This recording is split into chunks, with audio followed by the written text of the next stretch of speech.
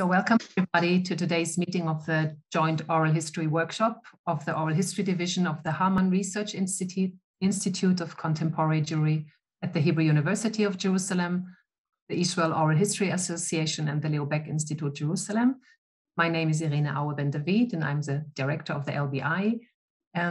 Today's guest and speaker is a historian, Dr. Almut Lee. Dr. Lee is a contemporary historian and specializing in oral history. She's the managing director of the Institute for History and Biography at the Fernuniversität in Hagen, which is, I think, something similar like the Open University in Israel. And she's the head of the oral history archive called Deutsches Gedächtnis, German Memory. She has conducted a number of oral history projects, advised projects, and published articles on the method and archiving of oral history interviews.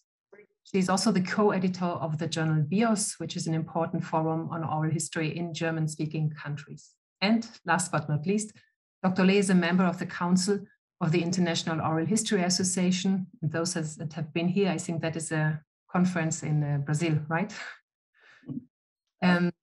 Today, she will speak about Oral History Goes Digital, experiences with artificial intelligence in the German Memory Archive. She says, and rightly so, that technology has always been kind of central for oral history right from the beginning. If you think about the recording, how digital tools can help to differently work with oral history will be part of today's topic. I spoke a bit with her before the meeting, since all of you know that today is also the International Holocaust Remembrance Day. And it's actually interesting to present or discuss this archive in Germany, but she will say some words about this, which is more about the German side and the German memory, and the Jewish history, and the Shoah is part of it, although it is not the central focus of this collection. So please, Dr. Lee. Thank you, Irene, and thank you for the invitation and the opportunity to present in this lecture series. I must confess my English, which is not very good anyway, has suffered a lot from the increase in quality of translation programs. So as a result, my spontaneous speech has become terrible. I will therefore read out my presentation entirely, and as far as the subsequent discussion is concerned, I ask for your patience, and above all, please speak slowly and clearly so that I can understand your contributions.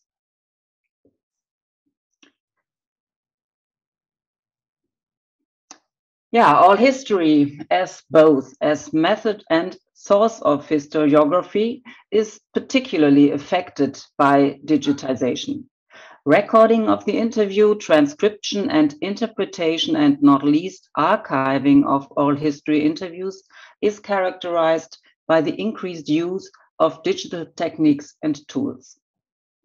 In addition, we realize the growing interest in secondary analyses. This is the interpretation of previously conducted and archived interviews under new questions. My following contribution reflects on current trends and effects of digitization on archiving and research with oral history interviews. My thoughts are based on the German language oral history archive Deutsches Gedächtnis, German Memory, and on experiences with technology-driven projects of the recent past.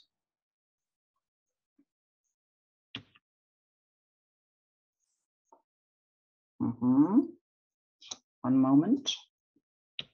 Here. As an opening, I will address the fact that oral history interviews are now considered research data. Then I will briefly introduce the archive Deutsches Gedächtnis as a research data repository.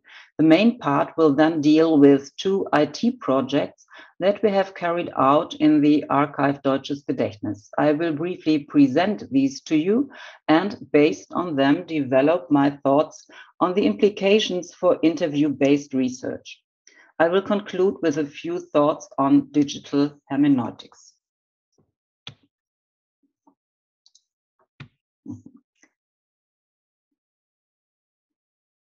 Perhaps I must say at the beginning that in Germany, unlike in many other countries, oral history has not had an easy standing. Outside the university, in grassroots initiatives, oral history was highly valued, especially in the 1980s. In historical scholarship, the oral history interview was considered an inferior source. As subjective, not generalizable and suspect, because the historian himself co-produces the source, which he then evaluates in his research. The attitude has changed in the meantime. Today, interviews are used as sources in contemporary historical research. Often, however, they are used more for illustration and less as access to people's experiences. Currently, we are witnessing another change in the valuation of oral history. This is happening in the context of the discussion about research data.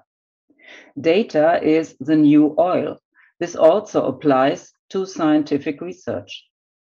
Research data is considered valuable not only to be able to validate results on the basis of the data used, but also to be able to reuse this data. The fact that this data is digitally available has made the reuse more easy. In fact, it is not at all easy to transfer the concept of research data, which originates in the natural sciences, to research practice in the humanities. The main focus of research data is on data that is generated in the research process, so-called intermediary data. In the natural and technical sciences, it is a matter of data obtained through measurements and experiments. Preserving this kind of data for further research is obviously useful. But does this also apply to excerpts, annotations, and transcripts, notes, commentaries, and bibliographies as they are generated in research processes in the humanities? What can be considered as research data in the historical sciences? When it comes to research data, oral history interviews receive a lot of attention. If one understands research data as that which is generated in the research process, then oral history interviews are intermediary data par excellence. Oral history interviews are produced in the research process by the researchers together with the researched. Oral history interviews are not only undisputed research data, they are also particularly valuable research data. Firstly, in an economic sense, because the collection of such interviews, including transcription and annotation, requires a great deal of time and memory and money. But they are also valuable in an idealistic sense because the interviews cannot be repeated. The interviewees have died in the meantime or would perhaps remember things differently today. And finally, they are valuable above all because they are highly exciting for subsequent use, for secondary analysis. The narrative life history interview format produces memories and narratives that can be used as sources for many, often unforeseeable questions beyond primary research.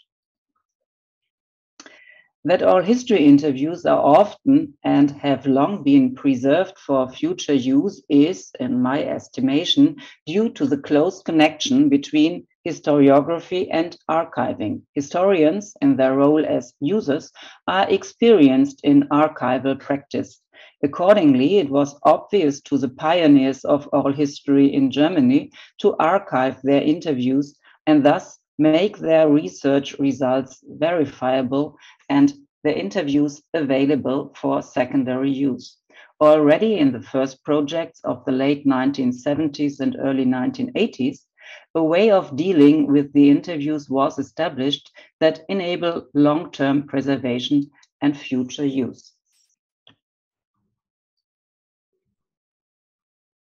The archived German memory was initiated precisely in this context. The archived German memory is part of the Institute for History and Biography at the Fernuniversität in Hagen. The institute is a research institution with a focus on oral history and biographical research, whose beginnings date back to the 1970s. All interviews conducted in the past decades in projects of the Institute are archived in the German memory. In this respect, the archive is the research data repository of the Research Institute. Currently, the archive offers a good 3,000 interviews from over 100 research projects. The interview collection is supplemented by autobiographies, diaries, and letter collections. The archive is therefore what is today called a memory institution, institutions that represent the cultural memory of a community as an ideal whole. Moreover, the German memory is to be addressed as a memory institution in a direct sense, insofar as the autobiographical narratives archived here are themselves memories. And as you can see, there's a broad thematic spectrum of the projects that we conducted during the last decades. Fascism and war experience was a focus, concentration camp and camp imprisonment, persecution, traumatization, refugees, migrants. But when it comes to reunification, the GDR was a topic as well. Persecution, civil rights movement, educational system, and then the transformation of becoming one unified nation was a topic as well. But there are, as you can see, work, occupational health, safety, addiction, youth culture, religion, nature conservation. There is really a wide spectrum of topics that the projects deal with.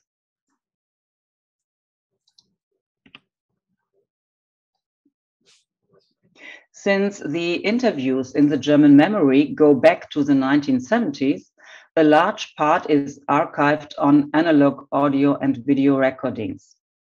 In order to preserve the interviews in the long term, almost all of them have, of course, been transformed into digital formats in the meantime.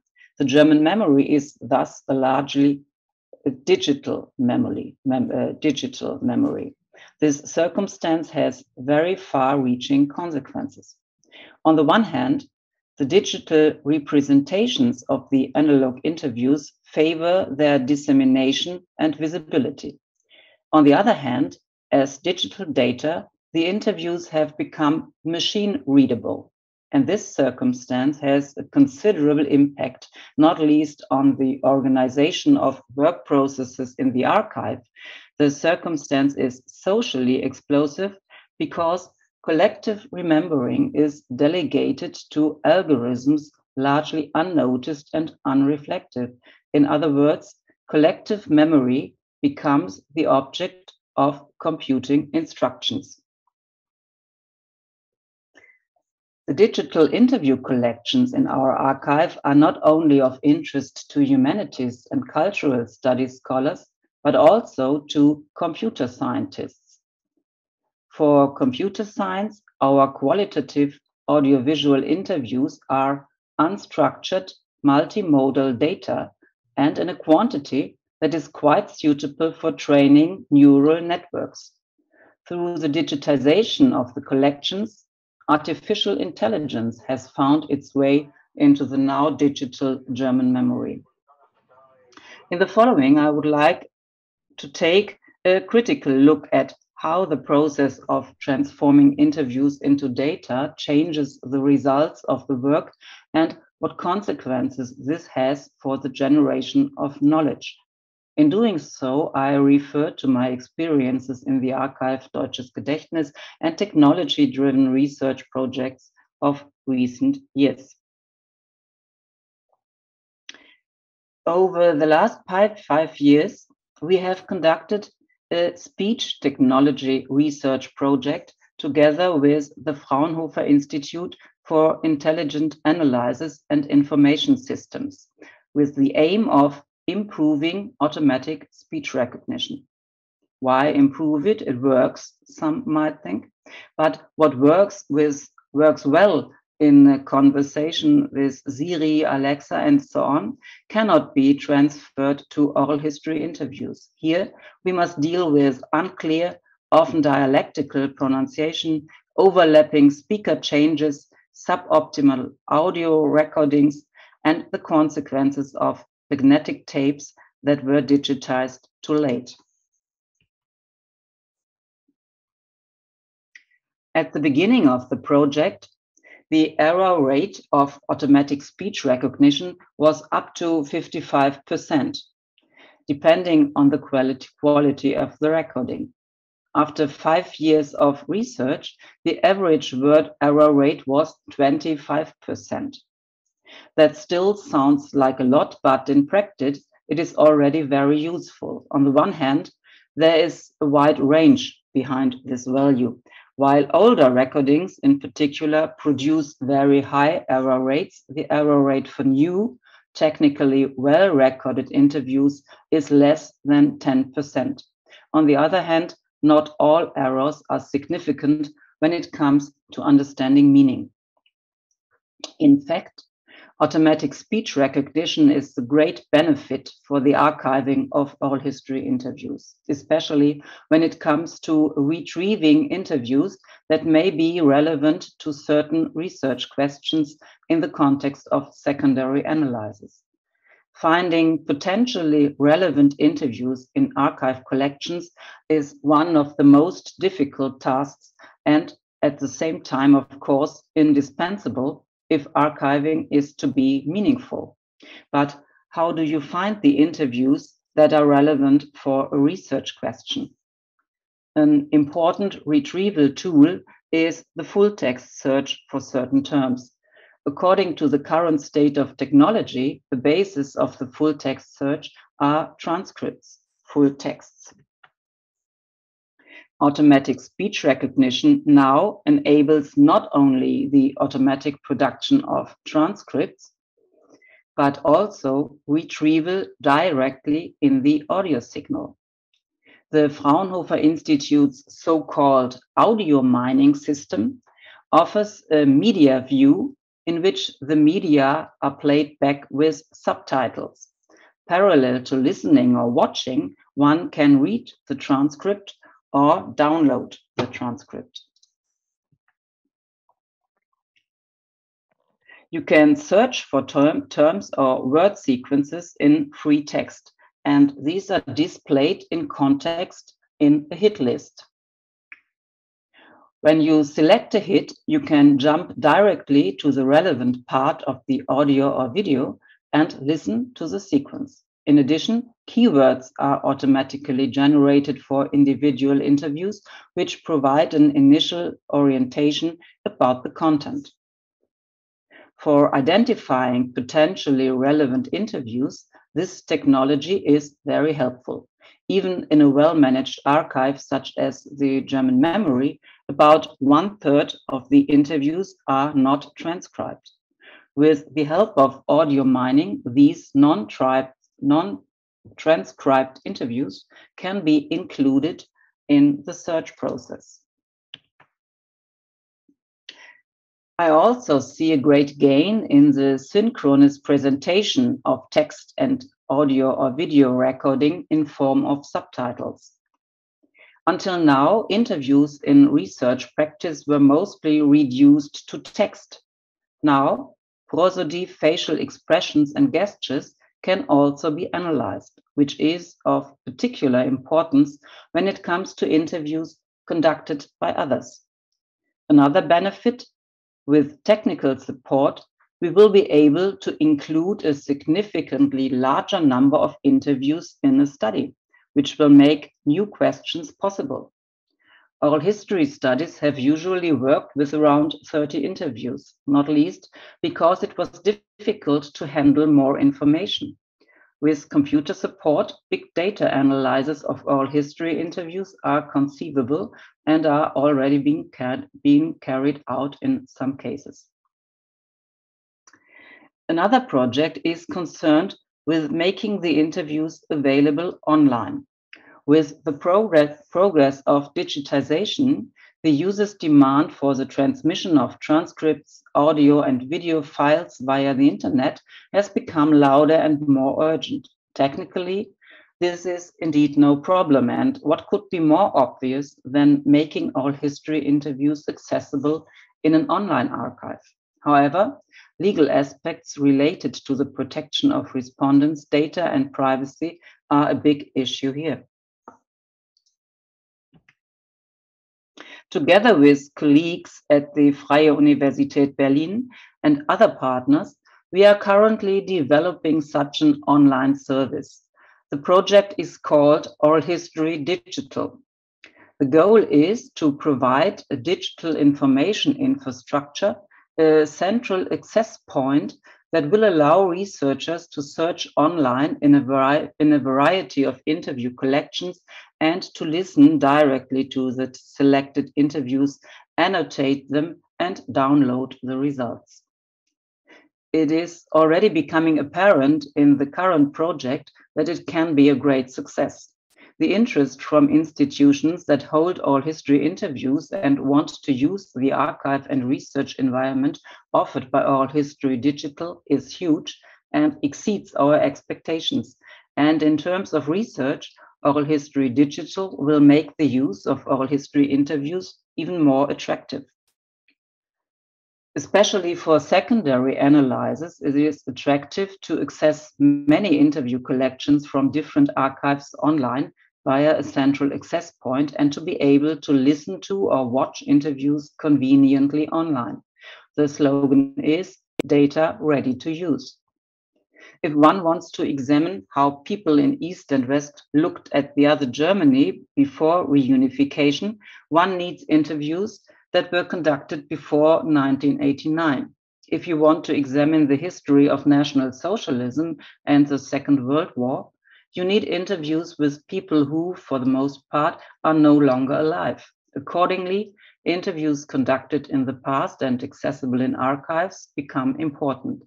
An obstacle for such secondary analysis of interviews is usually that the interpretation is very time-consuming, and in this respect, online access is a real innovation boost. What we have been experiencing for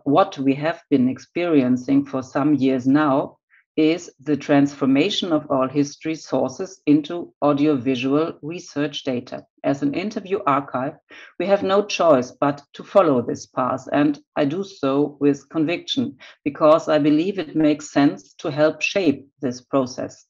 Archiving and research can and will benefit from the digital possibilities. In my responsibility for the archive German memory, I actively seek cooperation with colleagues from the field of information technology. However, helping to shape the process also means keeping a critical eye on the implications of digitization. In doing so, I see heuristic, epistemological, and ethical implications. Heuristics in historical science means determining and finding resources that are suitable for answering or perhaps more modestly addressing the research question at hand.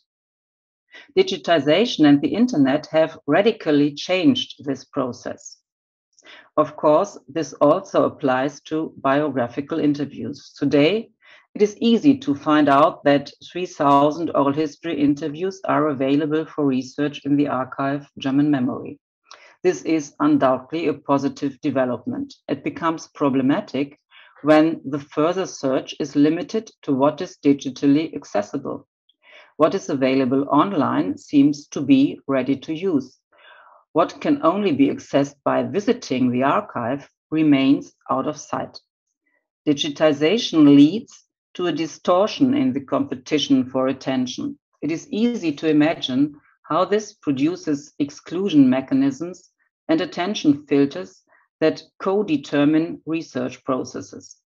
And it does so in such a way that the selection of sources is guided not by what contributes most promising to addressing a question. The decisive factor is what can be conveniently used. My concern is that the non-digital will be falling into cultural forgetting, but also, more broadly, that the search will increasingly follow the rules of the internet, where one primarily finds what others have already found, so that the hit list becomes a ranking list in which the interviews with the most clicks and likes are at the top.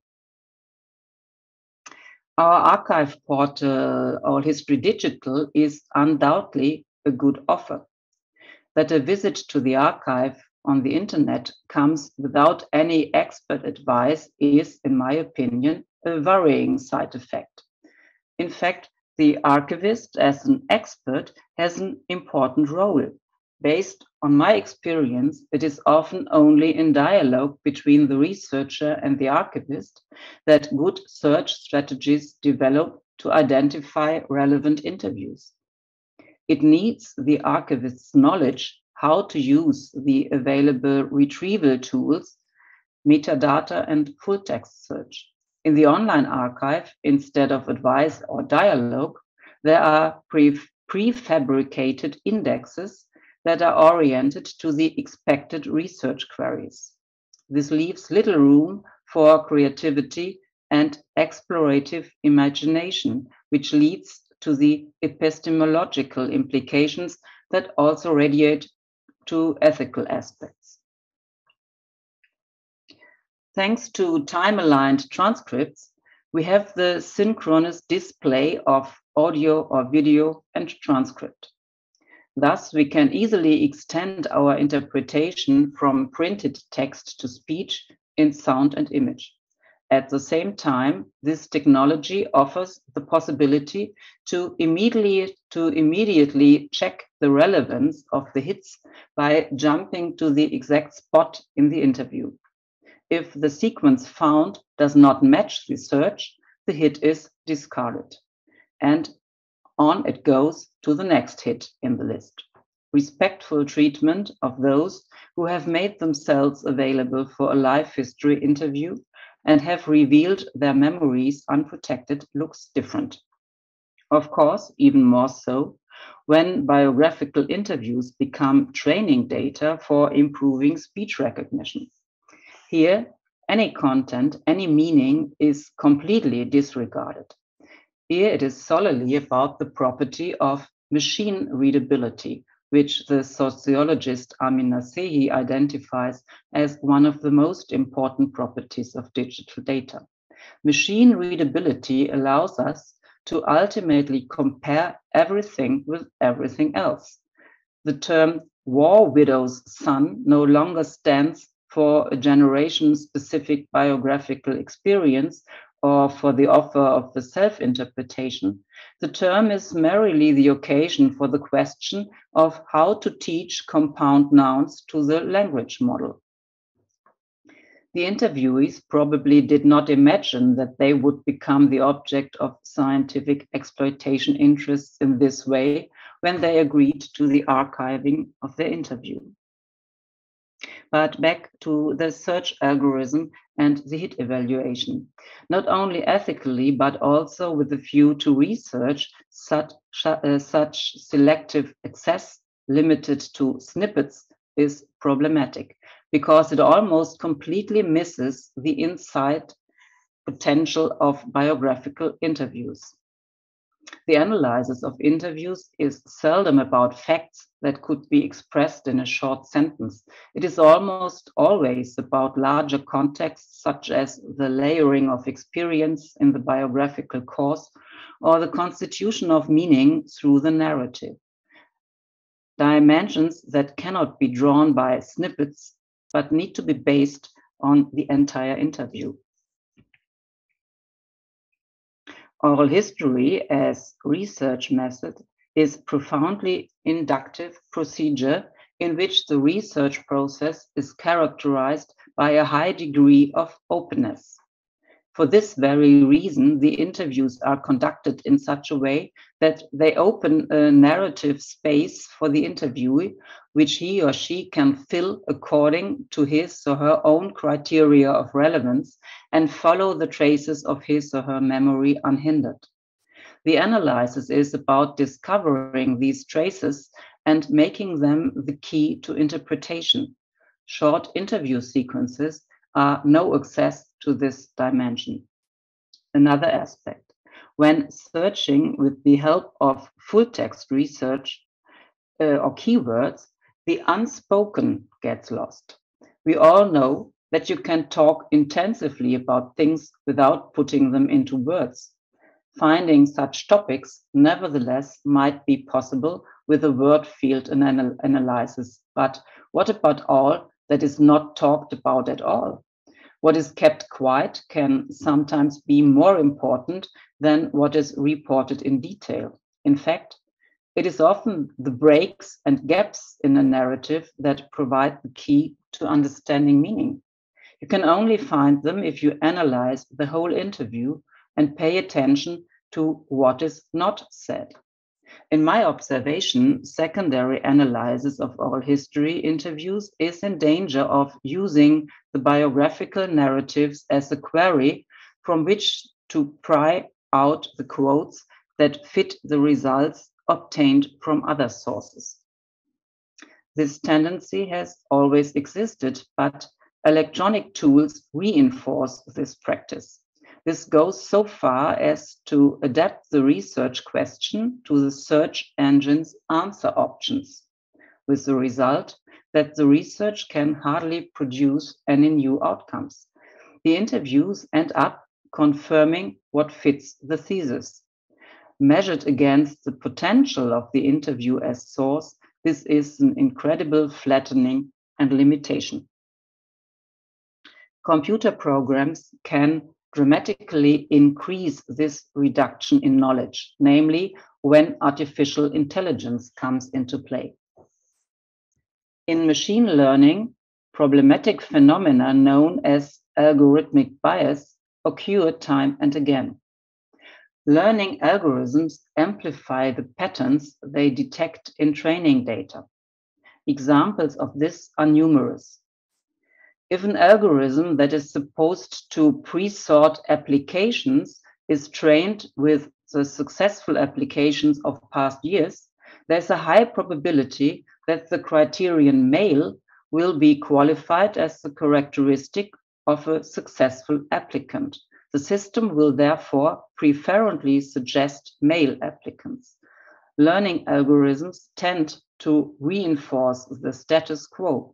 The philosopher and science journalist Manuela Lenzen has described this beautifully. No algorithm is smart enough to understand that certain choices are discriminatory to certain populations, and no algorithm is smart enough to understand that we want a future that is different from the past. I'm afraid that algorithms' cleverness isn't far off when it comes to discerning meaning and significance in biographical narratives either, when the goal is not to point to the same thing over and over again, but to discern changes. I come to the end. The transformation of interviews into machine-readable data emphasizes structural similarity and makes different things comparable. Computer programs are trained on patterns.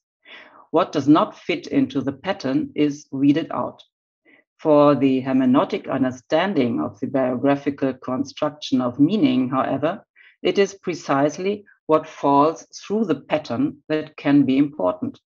I am not denying that computational analysis can also lead to insights relevant to historical science. In fact, I am very curious about it.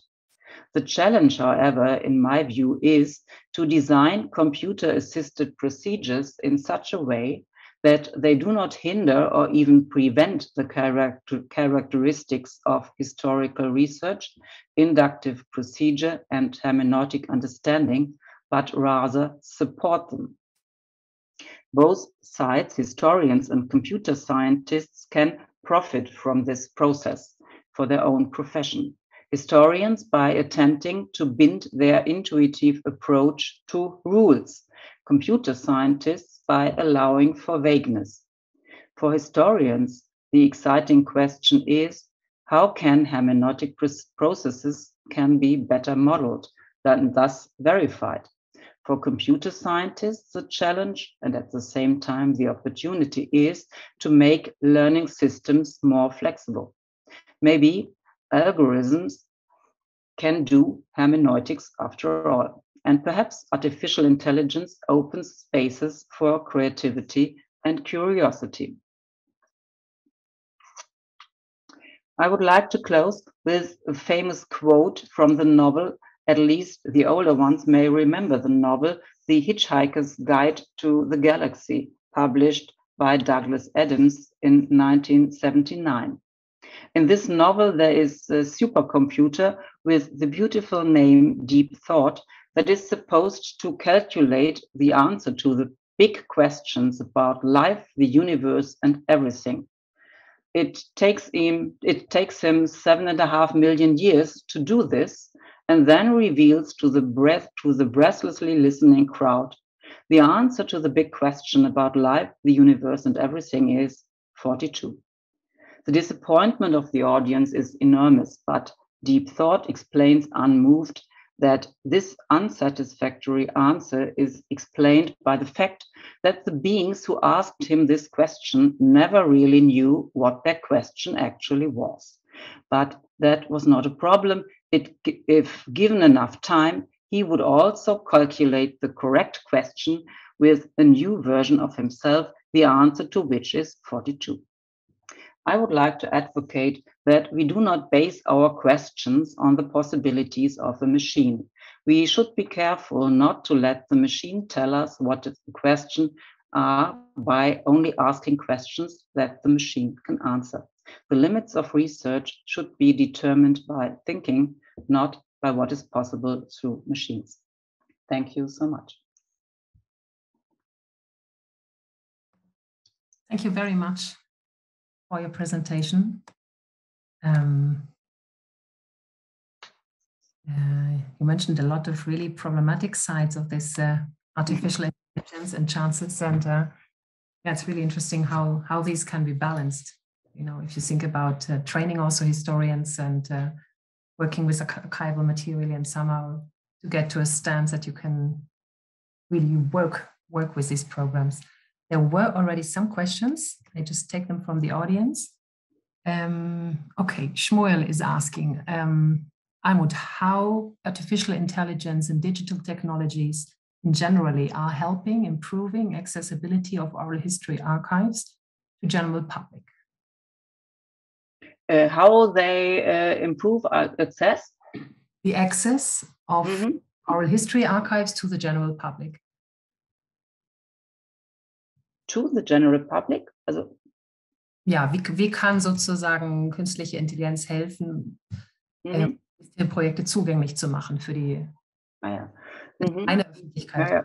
In general, working with oral history interviews is very time consuming. You have to go to an archive and listen to audio or video interviews, or at least read out long transcripts.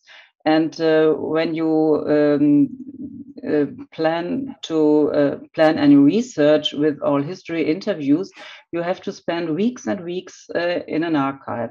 And this is not possible for many researchers. And so, there is not so much access to an archive which needs to be visited. But when all history interviews are online, there is much more attention to them. The problem is to give access to draw attention, yes, but on the other hand, to give limit to have rules for the access, so that only people who are authorized can really access the interviews. This is, of course, necessary to protect the privacy of the interviewees. Yeah, there are lots of Vorbehalte still, also, but yeah, I think that technical help will solve this problem in a way that an online archive can be a kind of online library or Lesesaal. Yeah. Mhm. Mm-hmm.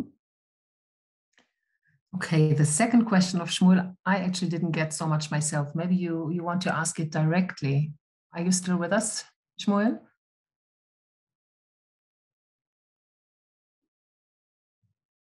So it was related to what new opportunities created COVID for adopting artificial intelligence technologies and process of managing of oral history archive. Yeah, yeah. Mm-hmm. Mm-hmm. Yeah, I'm not sure if COVID is, yeah, not. I think the influence is not so far on archiving, but more on interviewing, because we have some attempts to make interviews via internet, via Zoom, Teams, or other formats. And these are new experiments. I'm not sure how it will work, what kind of interviews come out. We have no reports on this so far, but this is influence of COVID, I see. Mm-hmm.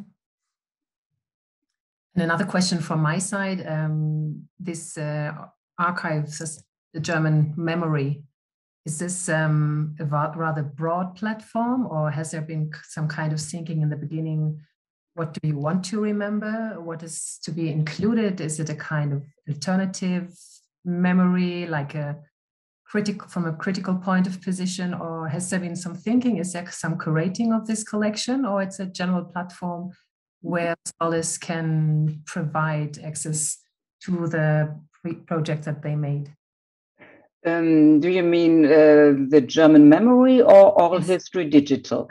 No, the German memory archive. Yeah. The German memory is curated by the fact that it is the research data repository of our institute. So the collections in the archive are results of our research projects. Okay.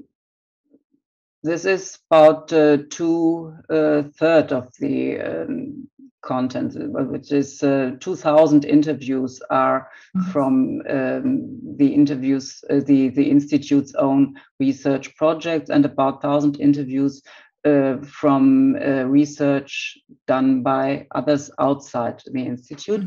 And our point is that it should be oral history interviews in a sense of biographical scope and narrative format. And these are the two main points we care for. So you're not limiting it to specific topics. I mean, I just wondered when it in the 80s, if there was kind of idea why there is a need of such an archive. And I mean, especially days when there is not, I mean, there's often a discussion in Germany, you know, what Germany should remember, and remembering is quite a strong topic in Germany. So but how you would put this into this discussion. But in this sense, I would like to strengthen the fact that the German memory although this name might give another impression. The German memory, it sounds like normative, for example, but this isn't intended in any way. It is scientific approach and not curated in political or cultural sense. Okay. And then Nurit has been asking, how do you make the decision what information to digitize? I assume this is about the oral history online project, right?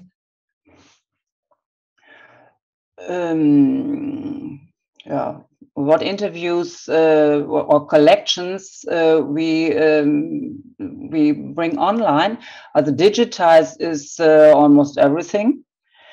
And what goes online has to be, wie sagt man, has to be bring into priorities, yeah. But there are no limitations as well. Also, oral history digital is as well. Mostly a scientific approach to make the interviews available for research and education. And kind of interviews which I use are very different. Of course, also National Socialism and interviews with victims of Nazi regime, of course, play a big role, but not the only role. There are also, as I mentioned, the reunification of Germany is a big topic, and also question of migration, just to give two other strong examples. Mm-hmm. Dave Bloom had a question. Dave, you want to ask it directly? Yeah, thank you for your talk. Very interesting. I just wanted to ask regarding, I've seen some emerging technologies which enable recorded interviews to kind of create conversations with in other words, a person can have a conversation with an interviewee and almost create a new angle or new dimension to the original. You understand what I'm asking? Are you asking about the holograms? No, it's more, well, I'm talking about audio interviews where you can actually pose a question, a free text question, not just look for a word search, but you can actually have a conversation with the interviewee. In other words, there are probably pre-prepared answers that have been digitized and ready for responding to an understood question. Yeah. Yeah, for educational use or in exhibitions, yeah, I guess this works, yeah. Yeah, but I do not know this kind of projects besides these very advanced projects on with holograms. Yeah, this is really a big deal as well in Germany. Yeah. And there are experiments that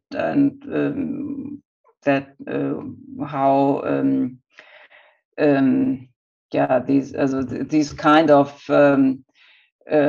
contact with an eyewitness who is not still alive seems to be very interesting for younger people. Yeah. Right. Thank you. That they feel like having a real dialogue. But on computer programs, I do not know if this will work in the same way. I'm not sure. But with the holograms, it's also very problematic, isn't it? Yes. What problems would you like to stress? We heard about it in our group 10 days ago, and I really think that it's maybe even Holocaust denial. It's something like you can use it, especially with the Holocaust survivors when you put the holograms as if they answer the questions, so you can twist all the answers very easily afterwards, in my point of view. And yes, so that were my thoughts when I saw it. And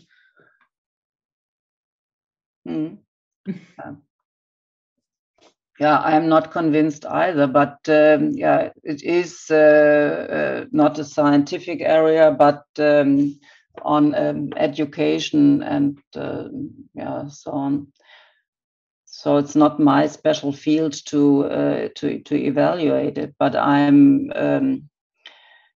ja, wie sagt man, ich bin wenig überzeugt. I'm not much convinced about this. But it is surprising that yeah, that Holocaust survivors are willing to do this. Yeah? It is a really hard process to go through all these video things and ask question after question and be videographed from all sides. And then, yeah, have such a virtual reality. It's strange, yeah.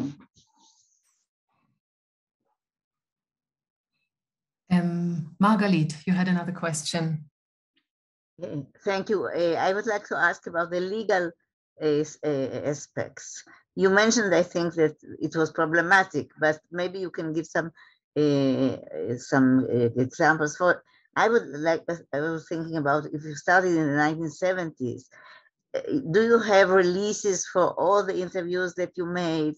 What do you do in the case of a person who died? People at that time were not asked about internet accessibility. So, I mean, there are several questions, if you can give some answers. Yeah, this is a serious point.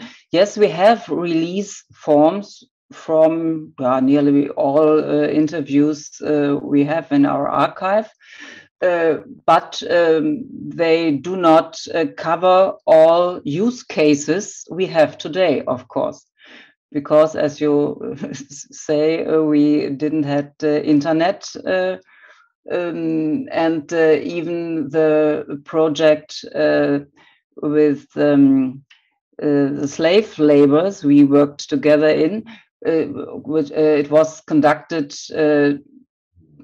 2006 and 2007, and we excluded internet use when we had our release forms in this project. And now there is an online archive. It's really contradictory. My opinion, and not only my opinion, but general practice, is that when you had a release form about archiving, one would say that archiving in an online archive is included.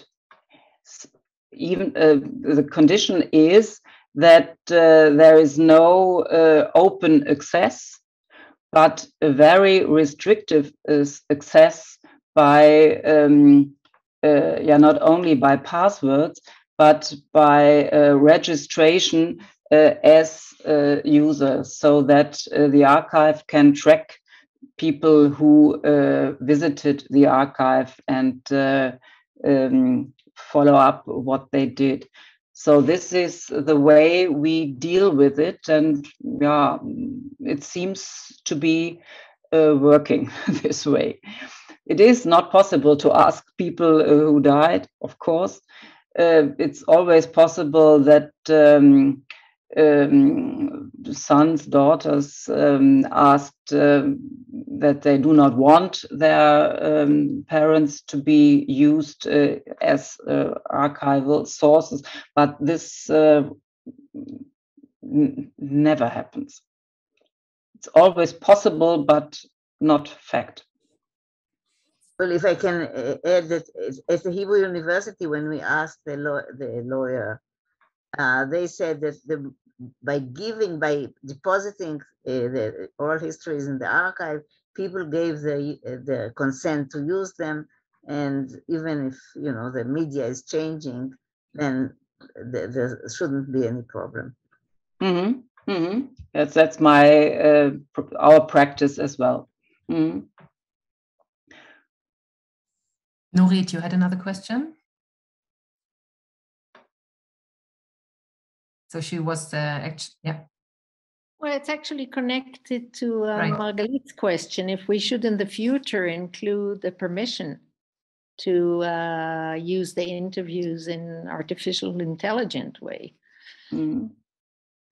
I would not recommend to do so because what we can learn from the past is that we cannot foresee what will happen and what conditions we will find.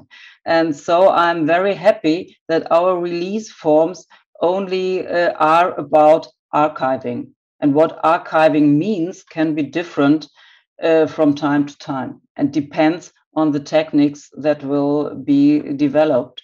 And so I would not precise this by what is technical standard today, because we do not know what will come next. And if I may say something else, I think this loses a lot of the emotional part of the interview. And I think, when you take oral history, the emotional part is very, very important, and it's lost when you digitalize it, if you don't see the interview. Yeah, but I think this can be just the other way around, because the experience from the archive is that people who want to use oral history interviews for their research are happy with the transcript. They don't want to hear the audio or see the video because this is much more time consuming. They work with the transcript, and there is really no emotional dimension. And I really see an advantage in the digitized form, because this appearance as we have now is the media, video or audio, and subtitle.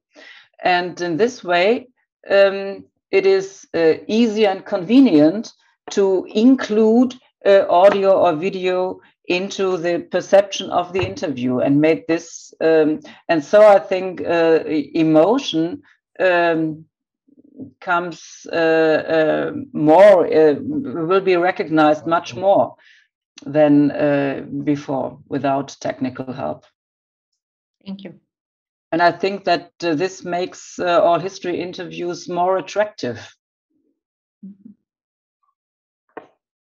Thank you. I think that Irene's net is unstable. We see her very dark. So I will ask my question, and then if someone else has any more questions, so please ask.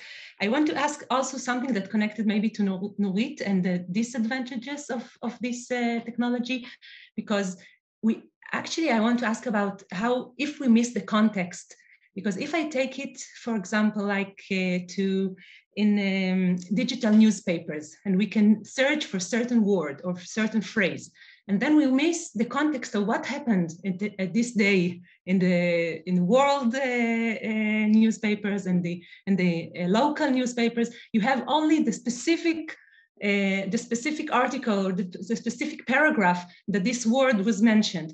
And if we do the same actually with interviews, so we miss the length or the process of the interview, and sometimes it could be, although we can deal with larger with more than 30 interviews, as you said, but we can miss other things by searching for certain words, only for certain words. Yeah, I absolutely agree. This is my main concern when it comes to this search technology. Yeah? It looks very good and addresses a real problem.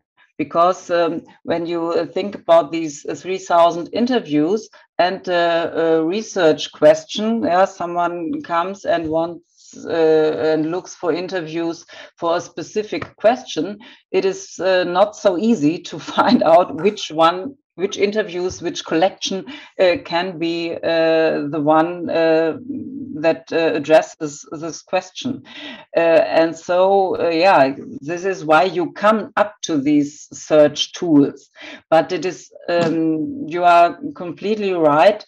When you just have a look at this one sentence, you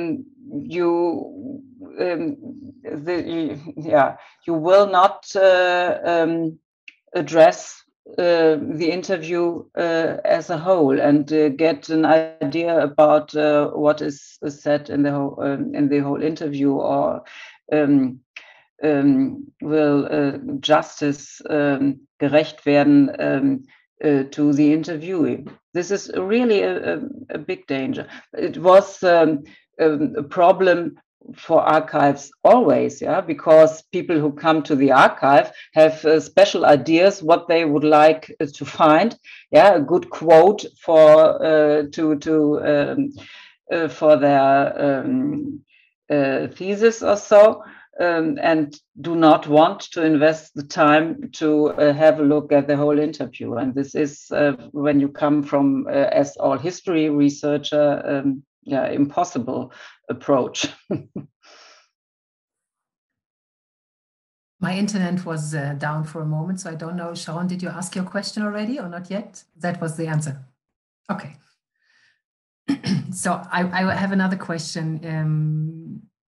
You know, often oral history projects are coming or from kind of grassroots movements or questions, and what you're describing here, this cooperation also with artificial intelligence, it's like with the big data. Can you speak about these experiences with these practitioners? I assume, I mean, that a lot of technology is really coming from another world or other points, or the big money is made in different contexts, and how can you actually save or you know, translate or keep these backgrounds? And Nurit mentioned the emotions in interviews, or how can the research environment be kept or translated into digitization? Is there a way to keep that? What would you like to keep? Can you please say it again? I mean, you have the interviews, but often all the interviews, there's quite a process of thinking why you would like to do this project, or there is additional material, or maybe if it's a group of people who are pursuing a project. So can this somehow be kept, or? Yes, I think so. This is, of course, necessary for good archiving to archive these context as well, yeah, as information about the project, but also context information to the interview itself, yeah, who did it and why and in which circumstances, etc., kind of by protocols, and all this is archived as well, and also digitized and made accessible for future use. Although to make this accessible online is also another hindernis, because it still is a problem that you have no contact with the archive user, with the researcher you give the interviews to. This kind of anonymity in the digital space is, I think, a problem when it comes to oral history interviews, because they are such not only complex but also private documents. Mm-hmm. This gap, I think, is hardly to close. Mm-hmm. But it is, what we have to face. No, it's also what you mentioned about the power of algorithm. I mean, how can you against it? Yeah, no, how can you put other topics to the front? Yeah, genau. We cannot deny and avoid. We cannot keep apart. We have to, find our way through and do the best of it. Yeah. Okay. Are there any other questions, Margalit? Yes. Yeah. I would like to point out something else. I think it's very interesting what you said about the secondary use. I mean, the fact that I think it's very different when you do your own interviews for your study and the use of the interviews that others made. And of course, you cannot ask the questions because they are already there. So maybe the secondary use will never be as good as the first. So what is your opinion?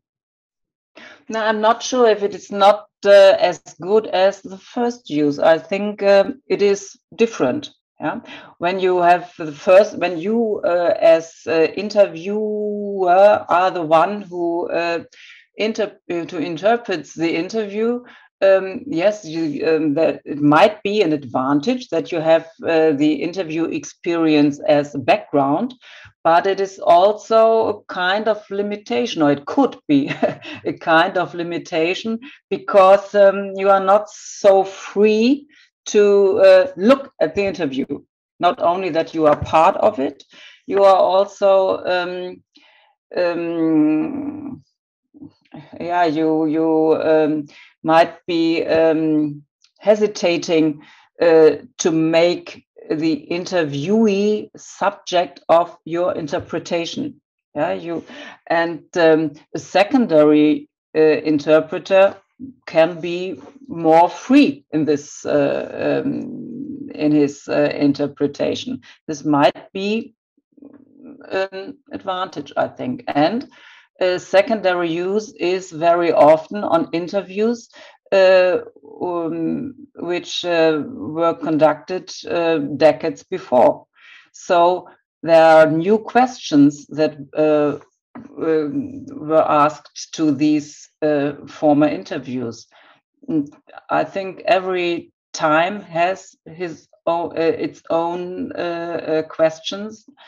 And this is a special value of the interviews, I think, that they can ask, that they can, that they can be a subject of research in future,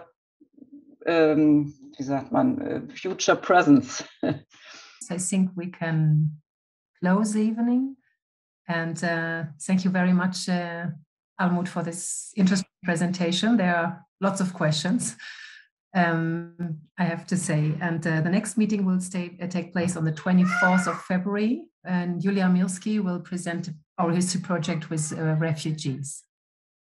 So I wish you all a good evening. Thanks for coming, and take care. Bye-bye. Yeah, thank you so much. Bye-bye. Thank you very much, Almut. It was very interesting. It was good to see you. Thank you. Bye-bye. Bye-bye. Thank you.